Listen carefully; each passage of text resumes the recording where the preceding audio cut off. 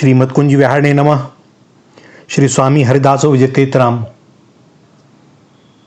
प्रेम क्या है भैया? दास स्वयं नहीं जानता, सत्य तो यही है और ना ही कदाचित कोई इसका वर्णन कर सकता है सिवाय एकमात्र श्री युगल किशोर के। प्रेम को पेड़ों तो वही जानते हैं या फिर वृषभानु नंदिनी, और कौन जान सकता है? बाकी तो जिस पर उनकी कृपा हो जाए वही जान सकता है। और बात तो वही कि जानत तुम ही हो ही जाए। अब वह क्या बोले? वह स्वयं रहा नहीं, बोलने वाला है नहीं, तो कौन बतावेगा? सो जो कुछ भी कहा जाता है उन्हीं की प्रेरणा से कहा जाता है, उन्हीं के संकेत पर कहा जाता है। वे ही संकेत करते हैं। व्यक्ति उतना ही कह सकता है जितना वे कहना चाहते हैं। प्रेम योग यानी वह आकर्षणीय वृत्ति जो दो को एक करती है। प्रेम ही सब कुछ है। अपने सामान्य रूप में यह भगवान से एक हो रहा है और विशेष रूप से भक्तों के हृदय में चमकता है। और जहां विशेष रूप से भक्तों के हृदय में प्रकाशित होता है, वहां प्रेमी बनकर अपने प्रीतम को अपने सामने रखता है। और इस तरह यह प्रेम अपने प्रीतम से एक होने की चेष्टा करता रहता है। प्रेम की इन यात्रा में कुछ अवस्थाएं आती हैं जिनका संकेत किया जा सकता है। पहली अवस्था में यह व्यक्ति के भीतर होता हुआ भी प्रतीत नहीं होता और यह समझ में भी नहीं आता कि वास्तव में हमारा प्रिय कौन है, हमारा प्रीतम कौन है। प्रेम हृदय के भीतर अवश्य रहता है, किंतु प्रेम के रूप में नहीं रहता, बल्कि एक खोज की स्वरूप में रहता है और सारे संसार में अपने प्रीतम को ढूंढता फिरता है। लेकिन तब भी यह आभास नहीं होता कि वह प्रीतम को ढूंढ रहा है। किंतु हमारी आत्मा, उसकी तो एक ही भूख है, उसका एक ही स्वभाव है, उसे तो अपने अंश से मिलना है। सो वह प्रीतम की खोज में दौड़ता रहता है। लेकिन हमें लगता है कि हम संसार में कुछ खोज रहे हैं, वह मिल जाएगा तो हम सुखी हो जाएंगे। इस अवस्था में प्रेम तो होता है, लेकिन उसका स्वरूप भिन्न होता है। हमारी तलाश खोज प्रीतम के लिए होती है, लेकिन जिन चीज़ों में हम उन्हें ढूंढते हैं वहाँ वह नहीं मिलते। यह अजीब ग्रहण और त्याग करने की अवस्था है। हम एक चीज़ को छोड़ते हैं, दूसरी को पकड़ते हैं, दूसरी को छोड़ते हैं, तीसरी को पकड़ते हैं।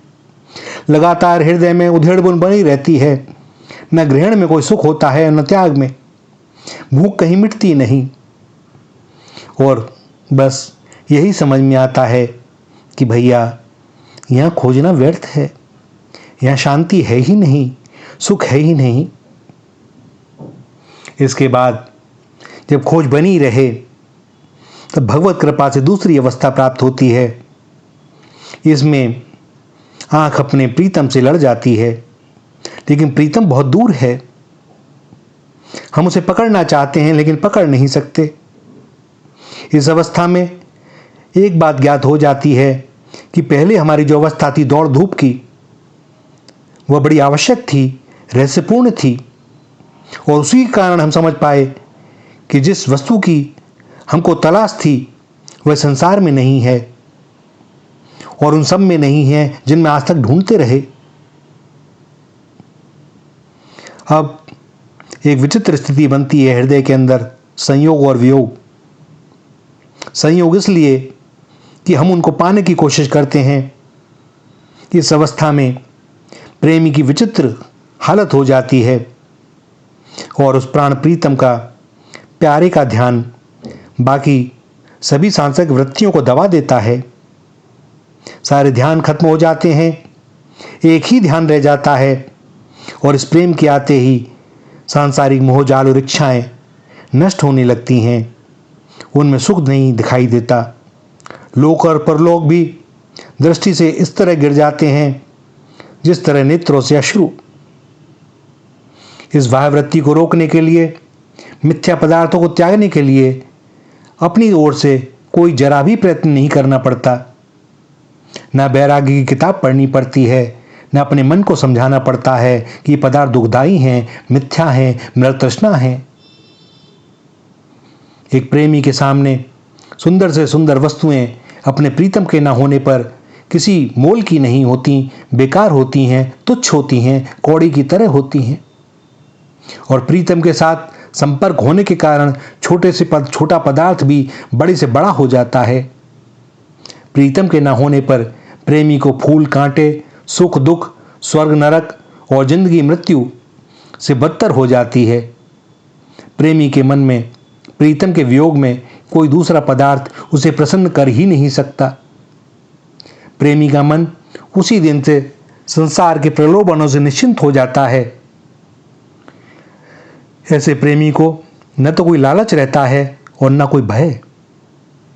लालच इसलिए नहीं कि वह इन चीज़ों को चाहता नहीं, और भय इसलिए नहीं कि उसे अपने ध्यान की परिपक्वता में अपने जीवन का स्मरण भी भूल जाता है। अगर कोई उसके पास बैठकर उसके प्रीतम का नाम ले ले तो मरता हुआ भी जी उठता है, और प्रीतम के नाम को भूलने पर अपने जीवन को भी मृत्यु के समान मानता है।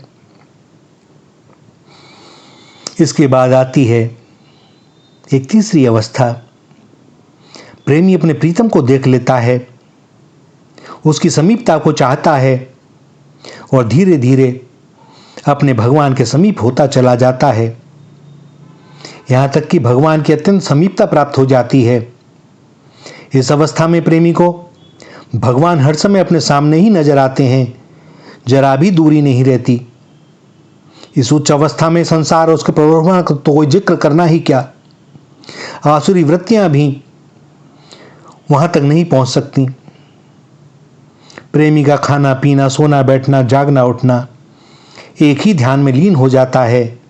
वह सारी क्रियाएं करता है, संसार देखता है, लेकिन क्षण मात्र के लिए भी वह उनके ध्यान से, उनके स्मरण से अलग नहीं रहता।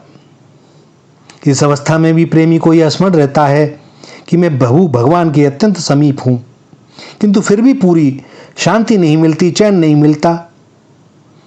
इसका वियोग पूर्ण रूप से दूर नहीं होता, क्योंकि यह उनकी समीपता को अनुभव करता है। समीपता शब्द का अर्थ है कि वह उनके पास है, नज़दीक है, जिसका मतलब यह है कि इसमें अभी अपना आप उसने नहीं खोया है, वरन समीपता का ध्यान और दूर होने का भय कैसे होता।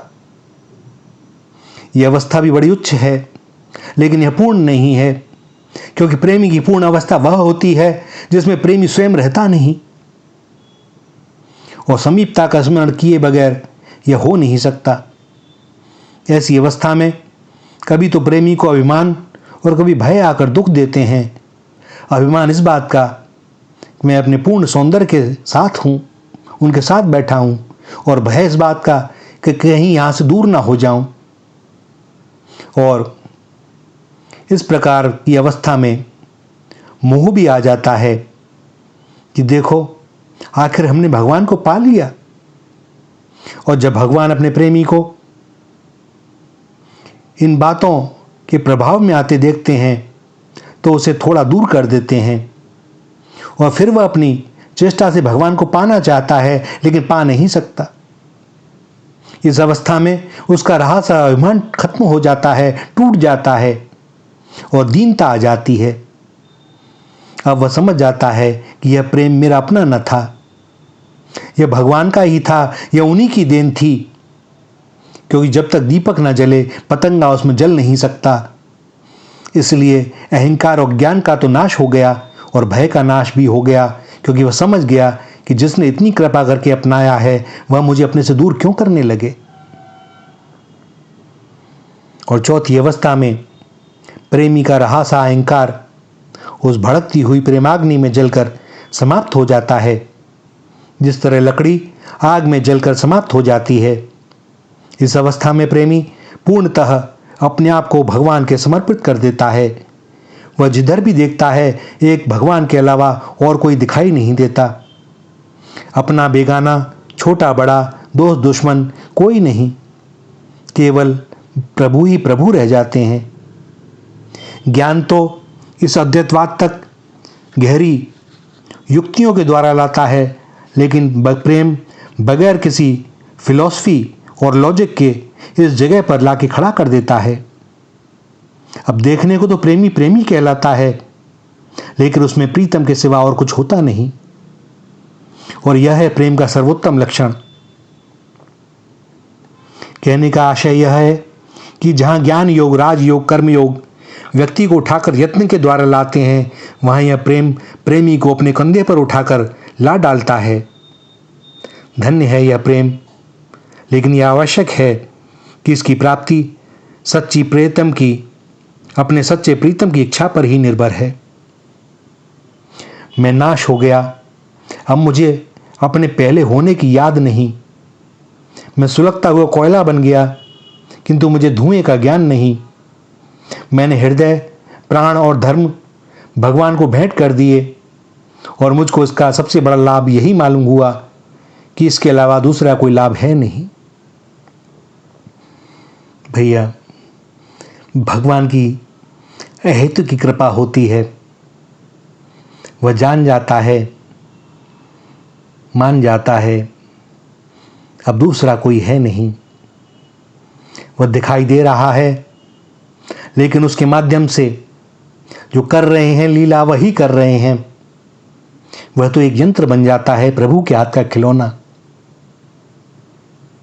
वह कभी दीनता से भी बोलता है, कभी कटु वचन भी बोलता है, कभी कुछ ऐसे कार्य करते हुए दिखाई दे सकता है जो अनुचित लगते हों, लेकिन वह कहीं से भी करता नहीं है।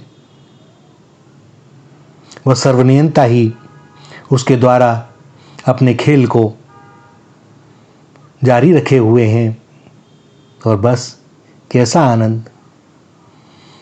खोज समाप्त हुई, पहुंच गए अपने घर।